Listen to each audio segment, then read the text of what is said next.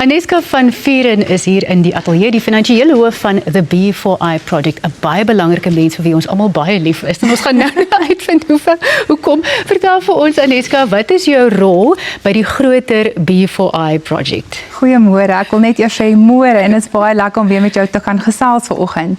So ek is aan die bestuur van die finansies by The B4I Project en as ek dit in kort vir jou kan verduidelik, ek vertel die stories van die besigheid, maar net deur syfers. Ja, en so dit is op grond van daai stories wat mense dan ander baie belangrike besluite neem rondom die B4I projek en dan ook ontbytsake en dis natuurlik die mense wat sorg dat ons betaal word. Dis hoekom ons so lief is vir jou.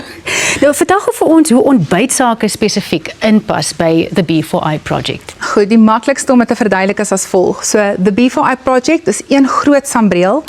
In hierdie sambreel is daar verskillende besigheid of besighede, elkeen met 'n spesifieke doel en elkeen met sy eie inisiatiewe. Nou ontbytsake vorm deel van B4I Productions wat een van daardie besighede is. Nou dis nou lekker, jy kan relate met ontbytsake. So hier vertel ons ook stories vir mekaar en ons verbind mense en ek wil regtig glo ons skep geleenthede vir alles wat kom by ons klein en medium sakeondernemings. Baie beslis. Nou is daar 'n nuwe werksgeleentheid in die B4I project. Vertel vir ons daarvan. Goed, so ja, ons is super geseënd om te kan sê ons het so uitgebrei dat ons nog 'n persoon moet verwelkom in ons finansiële afdeling en daarom is ons spesifiek op soek na 'n junior of 'n assistent rekenmeester wat ons dan nou kan kom bystaan spesifiek ook met ontbytsake se finansies. Ja, nou Dawie het nou gevra of hy dalk kwalifiseer. Ek dink hy is miskien oorgekwalifiseer. So. Wat is die minimum kwalifikasies wat 'n kandidaat moet hê?